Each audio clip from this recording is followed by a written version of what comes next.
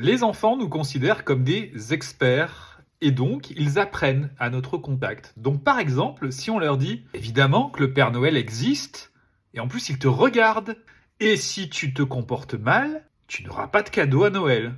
On vient donc de leur fournir une information qui va créer une croyance chez eux, le Père Noël existe. On vient aussi de dire que ce Père Noël les observe, donc ils vont peut-être nourrir une peur du jugement et surtout la croyance en une autorité supérieure et un peu omnipotente qui les observe tout le temps, c'est très anxiogène. Et 3, ils vont surtout se conditionner à être manipulés de la sorte par du chantage et lorsqu'ils vont s'en rendre compte, il se peut qu'ils soient assez mécontents qu'on leur ait menti pour les faire se comporter comme l'adulte souhaite qu'ils se comportent.